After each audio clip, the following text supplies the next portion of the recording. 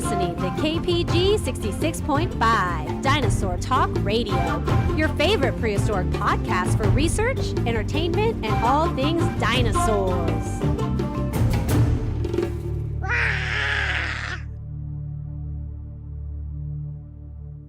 Welcome, dinosaur fans, and thank you guys all so much for tuning in to KPG 66.5 Dinosaur Talk Radio. We are on to episode 26 of 2026. It's perfect. We're talking about sea monsters of the Mesozoic. What are all those creatures swimming around in those oceans back during the Mesozoic era? Would you go for a swim? I'm ready for a swim. And outside, it is not ready for a swim, you guys. We've got more storms coming through. It's my kids, my youngest one, Junior Ranger Reagan. She's at school right now. Hopefully getting ready for their field day, you guys, and hopefully it's outside because I'm volunteering. I want to be outside for field day, but sadly we might be indoors. But you guys, we are on episode 26 of KPG 66.5 Dinosaur Talk Radio, your favorite prehistoric podcast for research, entertainment, and all things dinosaurs. We're talking about those terrible lizards, but today we're actually diving into the waters around the dinosaurs. Because as we know, dinosaurs only lived on land. That's right, dinosaurs only lived on land. They did not live in the waters. Spinosaurus may have gone into the water, but Spinosaurus didn't live in the water. So it's not breathing underwater. Even though some of the creatures we're talking about today, they came up to the surface to breathe all kinds of air, just like kind of like dolphins, whales do. But they're not dinosaurs. Dinosaurs lived on land. Today we're talking about creatures that live down there in the murky depths of the oceans. Well, actually, not really. Most of them, they're living towards the surface where the food is at. But we'll get all into that in just a few moments. Today is Friday, May 22nd, you guys. I hope everyone is having a fantastic morning. Mine's been pretty good. I woke up. I stretched my arms out. I was ready for Friday, you guys. I got a good workout in, took my youngest one to school, went on a walk with my wife, and then got ready to podcast. So here we go, okay? My week also has been filled with thunderstorms. On what night was it? Was it Monday night? We're in the basement. Tornado warning. That's right. Here in Omaha, Nebraska, we're in Tornado Alley. Do you think dinosaurs saw tornadoes? I would think so, because there was still weather back with the dinosaurs, so it's not like we're the only ones getting all the severe storms, so there had to have been twisters, tornadoes back with the dinosaurs. But what would happen? Would they run away? Would they get sucked up? Would the Brachiosaurus neck start flailing all around? Who knows? It would hopefully be, they would run away and get away from those tornadoes. Now, you guys, so there's been severe weather here in Nebraska where I live this week. I started my pre-summer schedule, you guys.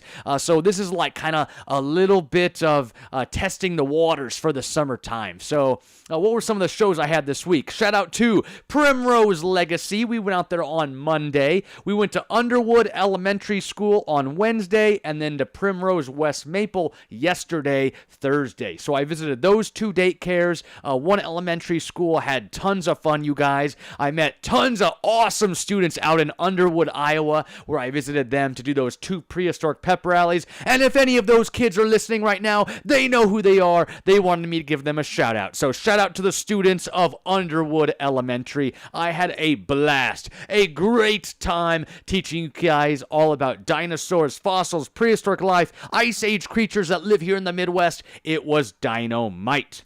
So you guys, yeah, that pretty much sums it up. We've had a week filled of thunderstorms, shows, and dinosaur roars.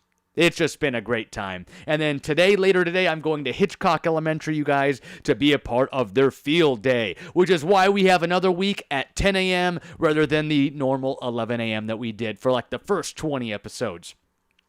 But before we get into segment number 1, you guys, let's go ahead and give a plug to our shout-out company of today. So today's episode is brought to you by Captain Mosasaurs Deep Sea Tours. Explore the ancient seas. Adventure is calling. Dive into adventure and discover prehistoric giants. Take a tour with Captain Mosasaur. Would you guys go on a tour with Captain Mosasaur as he takes you around the nice, beautiful sights of those Mesozoic oceans? Maybe you'll see a plesiosaurus, a plesiosaur, maybe an ichthyosaur or an ancient archelon. All kinds of prehistoric creatures, and those are some that we'll talk about today, okay? So shout out again to Captain Mosasaur's Sea Tours, or Deep Sea Tours. They would just be tons of fun.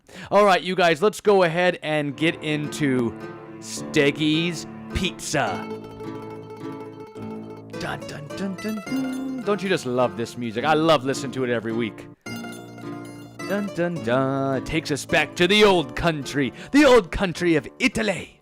All right, you guys, one fact, everybody knows the rule. We'll grab a pizza slice. We'll move. Whoops. No, we're not on the wheel yet. We got to go back to Steggy's Pizza. We're going to hear the music again. All right. Dun, bum, bum. I'll grab our pizza box. Here it is. Godfather's Pizza, the Godfather.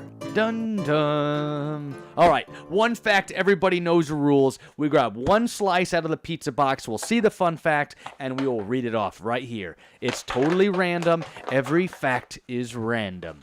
So we'll go ahead and grab a slice. Today we'll grab some nice, should we say Hawaiian pizza on this cloudy day. I even have my sunroof open today, and we're still getting a little bit, you can see how gloomy it looks outside. It just looks like it's about to downpour on us here in the Dino Bus. But you guys, our fun fact, everybody knows the rules. Scientists have found fossil evidence that some dinosaurs survived broken bones and healed, meaning they lived through intense battles. That's right, we find all kinds of battle wounds, from T-Rexes to Allosaurs to Stegosaurs and Kylosaurs, Triceratops. We're finding battle wounds in the fossils. And we can tell, scientists can tell you guys, that they somewhat healed and they continued living out their days. They didn't die or, nothing bad happened that day they got attacked by, say, maybe a Tyrannosaurus Rex. Now, something cool with T-Rex even is I don't think they call it kissing, so don't, but it's when like two T-Rexes are kind of biting on their jaws, and they think they weren't hurting each other, but they were still, you guys, making wounds on them. So those heal, and that's some stuff we find on some of our T-Rex fossils, like the one I have right here on our display case. But you guys, so scientists do find fossil evidence that dinosaurs survived, you guys, broken bones or all kinds of punctures in their bones. They healed, meaning that they survived those epic, intense dinosaur battles. And there is our pizza slice, okay? So, all right, that is Steggy's Pizza right there. And now we will move in to our topic of this evening. We're talking about sea monsters of the Mesozoic. And here we go. It's here. Perfect timing. It just worked out perfect. We got into segment 2. We're ready to talk about sea monsters of the Mesozoic. And what happens? It starts to pour rain. It is pouring rain outside, you guys. Hopefully, we are hunkered down here in the Dino Bus. If the sirens go off, I'm grabbing the computer and we're running down to the basement studio, okay? But right now, the show will go on. Maybe you guys can hear the raindrops a little bit hitting the rooftop of the Dino Bus. But here, let me grab a few other things here as well, too. I'll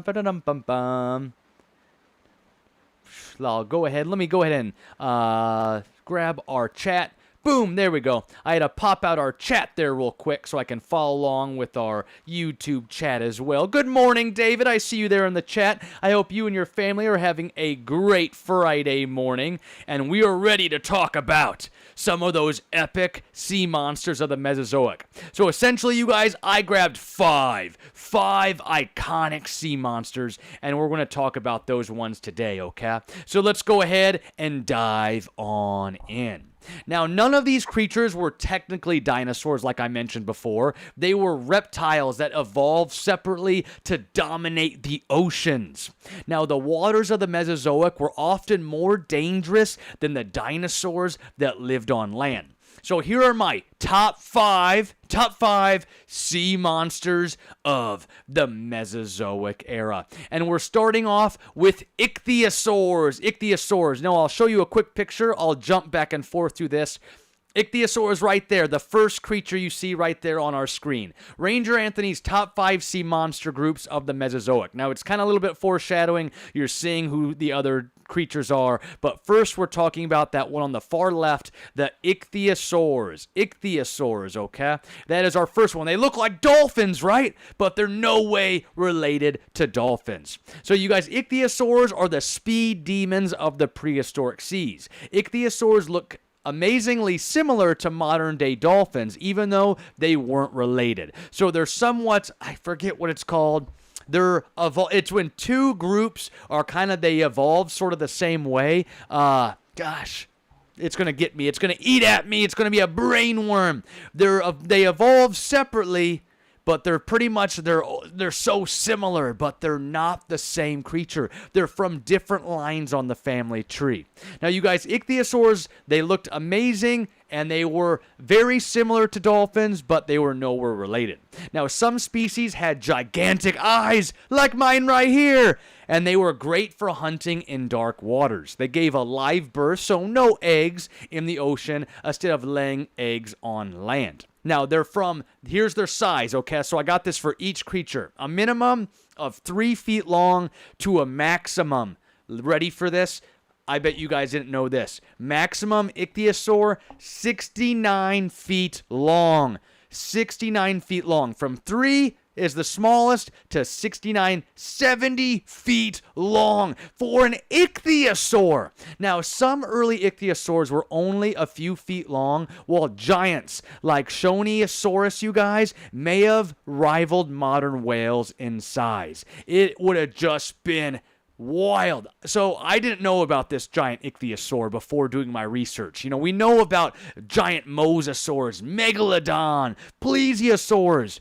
But this is an ichthyosaur. So imagine someone of a dolphin-like appearance, but up to 70 feet long. It's looking like a whale outside. It's like 2 of my dino buses right here.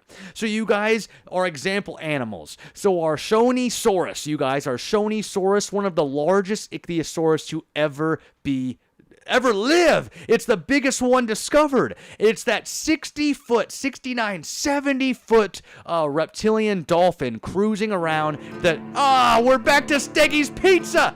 All right, there we go. We're out of Steggy's Pizza. My mouse went wild. So you guys, our Ichthyosaurus is cruising the Triassic oceans, okay?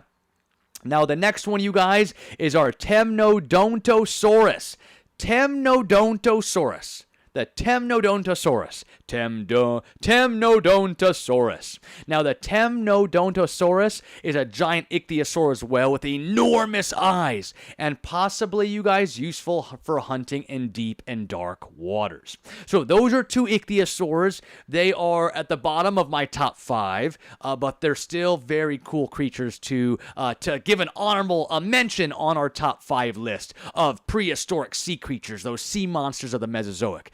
So essentially 3 to 70 feet long, and imagine a dolphin, but they're not a dolphin because they're not a dolphin, and they're just super, super cool. But you guys, let's get into our next one. And these are the plesiosaurs. So our second one right there, our second creature, plesiosaurs. Think about long-necked dinosaurs of the waters. So there are long necks of the seas back during the Mesozoic era, okay? Now, plesiosaurs are the long-necked sea serpents. The sea serpents. Plesiosaurs used 4 powerful flippers like underwater wings. Some had necks longer than a school bus, up to 23 feet long. They inspired many sea monsters like some legends like the Loch Ness Monster. So our plesiosaurs, like I said, is the second creature right there. A long neck down in the waters, okay? And that is our plesiosaurs. Now their size, they can be ranged from a minimum 6 feet to a maximum about 46 feet long. So there's an ichthyosaur bigger than the plesiosaurs, you guys. That is just wild. And I grabbed, let's see, I got Elasmosaurus over here. So here's my Elasmosaurus from the Jurassic World line. Rah, we talked about it last week when we were talking about the Bone Wars. And I believe I also got my plesiosaurus right here. Here's our little tiny plesiosaurus. So somewhat of kind of like what the group is named after, our plesiosaurus right here. It's a plesiosaur, that's the group. Plesiosaurus is the animal, okay? So some plesiosaurs stayed fairly small, while giants like Elasmosaurus had incredibly long necks and massive bodies. So they were just ginormous. And they just had one neck, even though I said necks. Then it would truly be some kind of wild sea serpent with 3 necks on it. There's some thunder outside, you guys. I think field day is canceled and it's going indoors. Shoot. All right, but the podcast must go on. All right, so you guys, some example animals. Elasmosaurus, the famous long-necked sea reptile with around 70 neck vertebrae. It looked like a real-life sea serpent. And you guys, another one is the Cryptocleitis. The Cryptocleitis. It's not the biggest predator, but one of the most recognizable plesiosaurs, thanks to its elongated long neck and paddle-like flippers, okay? So Elasmosaurus and the Cryptocleitis are example animals for our plesiosaurs. So now we've done ichthyosaurs and we've talked about plesiosaurs. Up next, you guys, we got the protostegids. The protostegids. Now what is that? Is that some kind of stegosaurus? Some kind of stegosaur?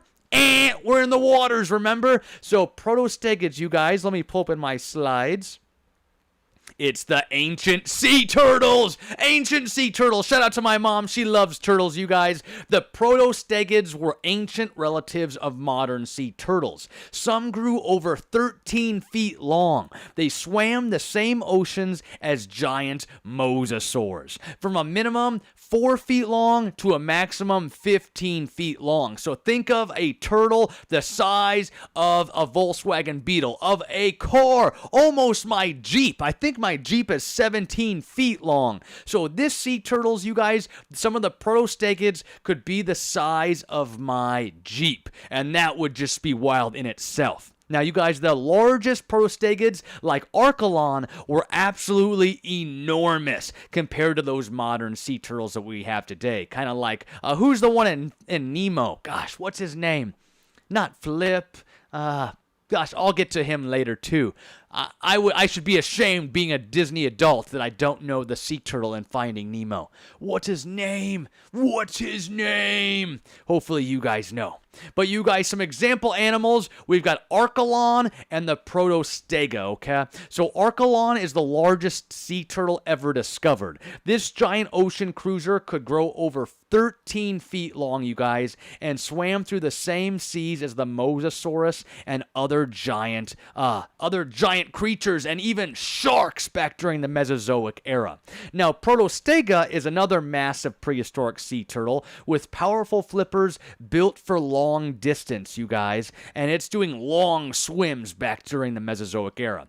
It likely fed on jellyfish, squid, and soft-bodied sea creatures back during the late Cretaceous period. And I wish Jurassic World would come out with some kind of sea turtle toy figure, and because we need an Archelon. We need an Archelon in the collection, okay? So you guys, those are our 2 example animals for our protostegids, okay? Those ancient sea turtles. Now, up next, you guys, is a group that you don't really hear too much about. This next group of ancient sea creatures, they're kind of overshadowed by the mosasaurs, but they are in themselves one of the greatest sea creatures that would have lived down in the waters. You wouldn't have want to swam up next to one of these ones. So our next group is the plesiosaurs, not to be confused with the plesiosaurs. It's the plesiosaurs. So think of plesiosaurs. They've got the long necks and the little tail back there behind them. So pliosaurs have somewhat no neck. They've got a short neck and a big head. So plesiosaurus, long neck, little head. Pliosaurs, big head, little neck. Okay, that's a good way to compare the two. Now, our pliosaurs are the giant-headed apex hunters. Giant-headed apex hunters. Pliosaurs were short-necked cousins of the plesiosaurs. They had enormous skulls and terrifying bite force. They would have rivaled anything down there in the water. Some may have hunted other marine reptiles. Now, pliosaurs have a minimum 10 feet long to up to 50 feet long. So there we have it again. An ichthyosaur can be bigger than a plesiosaur, then a protostegid, and then a pliosaur. An ichthyosaur is bigger than all three of those animal groups. So you guys, these short-necked predators packed huge skulls, and you guys, crushing bites. It would have been an amazing creature. Very muscular body, crushing bite forces, you guys, and they just would be nothing you'd want to mess with back during the Mesozoic era. Now, some example animals of these ones, I have one right here. Are Chronosaurus. The Chronosaurus, an amazing pliosaur. So you guys, Chronosaurus had a short neck, giant head, terrifying bite force, and this reptile was basically an underwater ambush tank. They would have just came up and got anything they wanted to feast their jaws onto. Now, we also have the Liopleurodon, and that's one you guys have probably heard of before, the Liopleurodon. And this is a gigantic pliosaur with a very huge skull and a crushing bite. One of the Jurassic Ocean's top predators. So those, you guys, are our two pliosaurs. Now on to the last group, and we haven't talked about it yet. I know you know who it probably is, and it is our mosasaurs. Or remember, Captain Mosasaur's Deep Sea Tours. We're here. It's mosasaur time. It's crushing time. What if it is the Crusher and our Archelon is the Ninja Turtles? Who would win? It's not Crusher. What's that guy's name in the Teenage Mutant Ninja Turtles? It's not Crusher, the dark-sided guy. But anyways, you guys, the Mosasaurus is the ruler of the late Cretaceous oceans. The Mosasaurus were giant marine lizards related to monitor lizards and snakes that we have around today. Now, they had a double-hinged jaw that helped them swallow large prey. Some species reached lengths over 50 feet long. So the minimum up to 10 feet long, you guys, maximum about 56 feet long. Only 56? When an ichthyosaur can get up to almost 70? You're telling me an ichthyosaur could be as big as a mosasaur? But don't let it fool you. It's Shredder. Thank you, David. Shredder the mosasaur against Archelon, our Ninja Turtle. Who would win? I'm taking Shredder the mosasaur. But you guys, anyway, so think about it. An ichthyosaur, 70 feet. A mosasaur, 56. Now, don't let that size fool you, okay? It's because it would have just been no matchup down there in the waters. Because remember, our Mosasaurus, they got those two rows of teeth inside. They got the double hinged jaw that helped them swallow large prey. They just would have been the apex predator of the oceans down there. So you don't want to mess with a mosasaur like Shredder. Now, small mosasaurs hunted fish near the shoreline, while giants like Mosasaurus dominated the late Cretaceous oceans, just like this one right here, our Mosasaurus. Now, if I go back to our back camera, boom, you can see our Mosasaurus right there.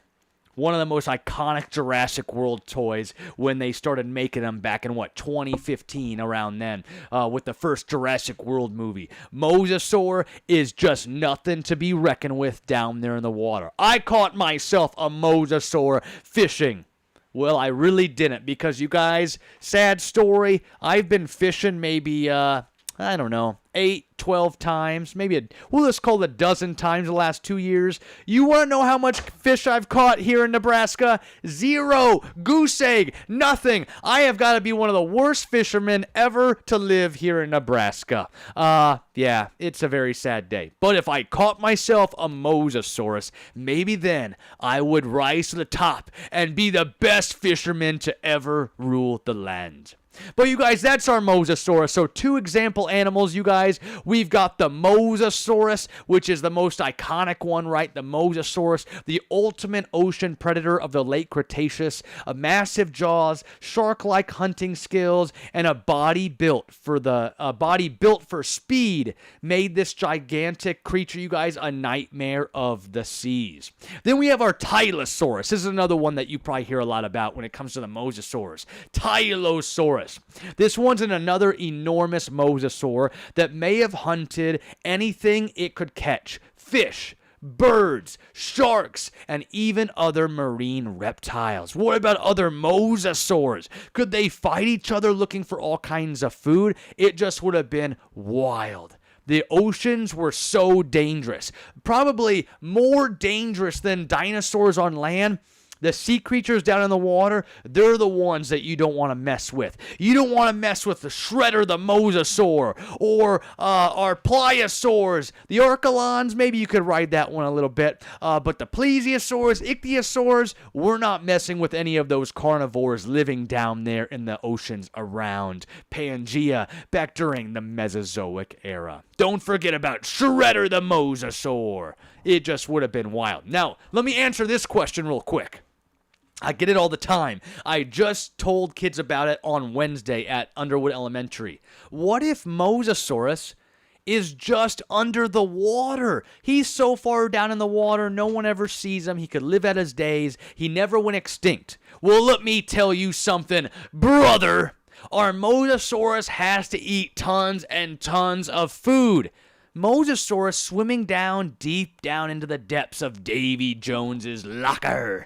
There's no food down there. It is very sparse. There isn't a lot of food. How is Mosasaurus going to be able to eat down there, right? Mosasaurus needs to stay up towards the top and eat all kinds of schools of fish, other marine reptiles. It is the apex predator. It can't go down to the depths of the water looking for food. It has to stay up towards the top. So what happens is when the asteroid struck our planet, kaboom, the biggest explosion that dinosaurs people had ever seen. What happens? The temperature changes. When the temperature changes on land, the temperature starts to change on the surface of the water. The water temperature is changing, the fish are starting to die, the little ones, and it's just a domino effect. Our creatures, you guys, they're all starting to die out. And our Mosasaurus, as you can remember, eating all kinds of food, if there isn't any food for it, Mosasaurus is going extinct too. Plesiosaurus going extinct. Archelon, Protostega, all of the creatures, you guys,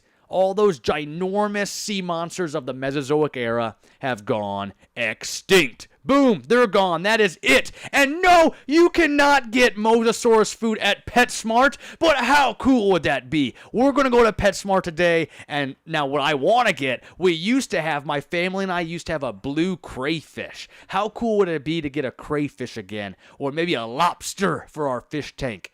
But then it would eat all of our little fish, and then we wouldn't have any more fish. But my daughter, my youngest one, she wants to get an axolotl. Do you guys like axolotls?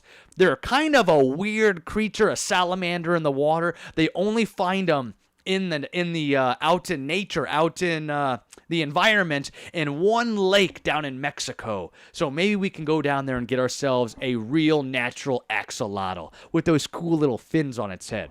But anyways, you guys, those are our top 5. Let me grab this slide again. Our top 5 sea monster groups of the Mesozoic. We got our ichthyosaurs, plesiosaurs, protostegids, pliosaurs, and mosasaurs. So there, right there, boom, Ranger Anthony's top 5 sea monster groups of the Mesozoic era. Perfect. All right, let's get into segment number 3 today, you guys. Our prehistoric cage match. Our who would win battle. We're going to grab our random genus generator as we pull up our spinning wheel of dinosaurs. It's running low. We only have 27 dinosaurs left. Let's go ahead and give it a spin, and we'll see what we get for episode 26. Dum-ba-dum-bum-bum. Why does Irritator have such big font? Okay. We'll deal with this. Sinoceratops. The Sinoceratops. We'll remove it from our list. We'll give it another spin. Give us a meat eater, not a chicken. Ooh, this one might be interesting. Indoraptor. Hey, did this happen in the movie? Did this happen in Fallen Kingdom? All right, we're going to remove this one, you guys. Indoraptor. All right, let's go ahead and head back here real quick. Sinoceratops and Indoraptor. Now, in Fallen Kingdom, the Indoraptor smashes through that glass window and goes falling down into the Dr. Lockwood's mansion in his little museum area. What did he fall onto? Was that a Sinoceratops or a Styracosaurus, or was it simply just Triceratops? Because if it was Sinoceratops, well then, that just worked perfectly. I'm going to go grab myself a lottery ticket after this, and hopefully we'll win all kinds of prehistoric monies. All right, you guys, but let's go ahead and grab our cage match, okay? And we'll see who wins in this prehistoric showdown. All right, here we go. The bell has rung, you guys. We are here. No water creatures today, even though that would have been cool if we could have just done 2 water creatures. But we all know Mosasaurus is beating them all. All right, you guys, Sinoceratops. So when we grab our Sinoceratops, let's grab its official weigh-in here. Our Sinoceratops, up to 16 feet long, you guys, 7 feet high, 2 tons, a 12-inch nose horn, and 10 frill horns. So I want you guys to remember the 10-inch, you guys, or no, 12-inch nose horn. So it's a ruler. It is a giant nose right there on its horn, you guys, on its nose, and that's what's going to hopefully eliminate our Indoraptor today. Now, our Indoraptor is up to 24 feet long, so it's longer than our Sinoceratops, 10 feet high, so around the same height, 1 ton. Doesn't weigh as much, you guys, and we all know it's the hybrid dinosaur Fallen Kingdom. They got the thumb hand, their Velociraptor, their Indominus Rex, their everything all put together. But who will win in this matchup? The bell is rung. Sinoceratops, Indoraptor come up to the squared circle, and we're ready for a prehistoric showdown. Our Indoraptor quickly starts circling our Sinoceratops, and our Sinoceratops starts kind of roughing its hooves, you guys. It knows it's ready for a prehistoric battle. Indoraptor comes in and tries to strike in, you guys, with its jaws. It's looking for meat. It's looking for food. And our Sinoceratops is doing a great job with defense. Remember, herbivores have those eyes on the sides of their head. They can see more all the way around them rather than predators like those Indoraptors, all those meat-eating theropods.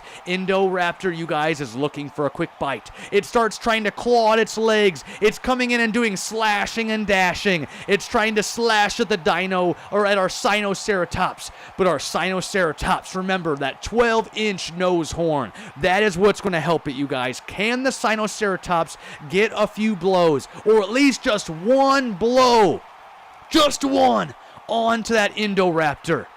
So you guys, at the end of the day, in the arena, right there for everyone to see, who do I believe would win?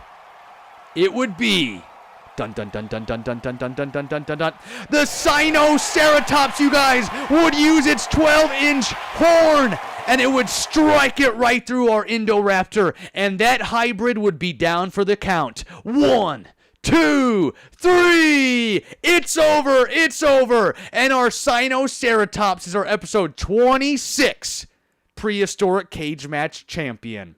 Boom! You guys knew I had to go with the plant eater, the herbivores. Ranger Anthony is a sucker for those plant eaters. Now, Indoraptor, probably, I don't know, we'll say 8 times out of 10, Indoraptor probably is winning that battle.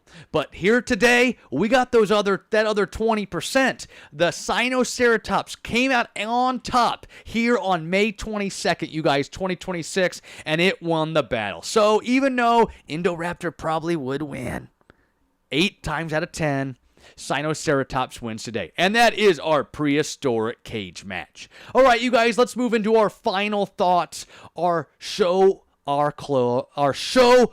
claws moment, okay? So thank you guys all so much to my dinosaur fans, my prehistoric followers, whether you watch on YouTube or you listen to Spotify, iHeartRadio, Apple Podcasts, Google Podcasts, anywhere where you find your podcasts, you guys, you might be listening to KPG 66.5 Dinosaur Talk Radio. Now, you guys, let's talk about my summer schedule real quick. I have 144 events starting this Sunday. This Sunday, 144 events. From this Sunday all the way until August 14th. That is a lot of events. I've got 2 to 3 a day. Some of them, I even have 4. And my biggest day is July 31st. I've got 5 events. I got a 8:15, 10 o'clock, an 11:30, a 1:30, a 3:15, something like that. It's just going to be madness, and that will be the day that I'll be going home, and I'll just be exhausted. It's going to be a long summer. So you guys, essentially 144 events. It's going to be very, very packed. So moving forward, it's not goodbye. It's definitely not goodbye. But you guys, Friday at 11 a.m., we won't be able to stay consistent on our normal Friday at 11 a.m. schedule. So be sure to subscribe and hit the bell button, whether it's up there or it's over there or it's down over here. Somewhere, click on the bell so that you'll be notified when I go live this summer. So I still would like to do a few podcasts throughout the summer, hopefully. Fingers crossed. And what happens is you hit the bell, you subscribe, you get notified, then you know that I did a live podcast. Hopefully you can jump on right there, or you'll be able to watch later on. Now remember, I always like to do this as well. So if you periodically jump onto my YouTube channel, what you can do is go click on my lives, and it says upcoming live. So you'll be able to see. So I'd like to try and get those a few days, if not a week beforehand. And you'll be able to see, hey, Ranger Anthony, he's going live next Wednesday at 6 p.m. Wherever I can try and fit a podcast in, you guys, we'll try to do our best to get some in. If not, you guys, because it is wild, I want to try and give all my energy to the my new show, I can't even remember what it's called. The Tale of America's Greatest Dinosaur is my new show for this summer, going to so many libraries and schools, you guys. I want to be able to give 100% to all my performances. So I want to get the podcast in, and we'll try to do our best. If not, we will be back in August for sure. Now, whether we do Friday at 11 a.m. Central Standard Time or we move to another time that helps us get, I'd like to help get some kids that go to public schools to be able to listen live. When we do it at 11 a.m., all those kids are in school. So what time do we need to do? Maybe a Wednesday time, because I know a lot of kids get out early on Wednesdays. Maybe 3 o'clock, maybe 4, right when kids get home. So anyway, we'll be looking for some data so we can see what we can do there. Now, you guys, a few happy birthday shout-outs before we log off for today. Happy birthday to Leo and Miles. Leo and Miles, you guys, had birthdays last Saturday or Sunday when I visited their birthday party. And then this weekend, I've got Matthew and Jacob. So happy birthday, you guys, to Leo, Miles, Matthew, and Jacob. I hope you guys all have great dinosaur birthdays this year. Plus, a very, very happy birthday to my little brother, Daniel. I hope you are having an amazing, what is he? I am 36, so he just turned 35, right? And then I'll be 37 in August. So he tries to catch up to me, but then I jump out ahead of him again. Or is he just turning 34? No, it's not that far apart. He's got to be turning 35 today. So happy birthday to my little brother, Daniel.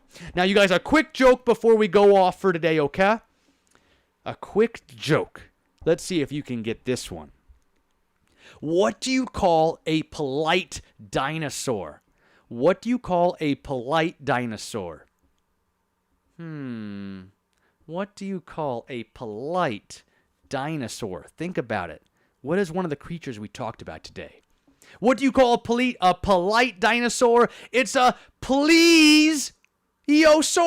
It's the plesiosaurus. So our plesiosaurus is our polite dinosaur for today, okay? Tell that one to your parents, and maybe they'll treat you to some great treats this weekend. I hope everybody has a great Memorial Day weekend, you guys. Memorial Day weekend is always filled with all kinds of weekend fun, seeing family, maybe doing barbecues, doing all kinds of fun summer stuff. But remember why we celebrate Memorial Day weekend. We celebrate Memorial Day weekend. Where is it at? That flag right there. The flag right there behind me hanging on my house, that's an American flag. That, you guys, is representing all the men and women that passed so that we could live free in this country. So Memorial Day, we remember all those that we have lost so that we can live right here in the United States of America, the greatest country on earth, and where we find the best dinosaurs too, should I add. So you guys, that is our podcast for today, episode 26, KPG 66.5, Dinosaur Talk Radio. But let's go ahead and do our closing slogan for today as we log off. See you guys, all of you guys in the YouTube chat. I hope you guys have a great rest of your Friday. Now, always remember, thanks to the dinosaurs for giving us this passion. But this is our world now. Get out there, do something good, and never be afraid to show your claws. Ranger Anthony signing out. We'll see you guys later.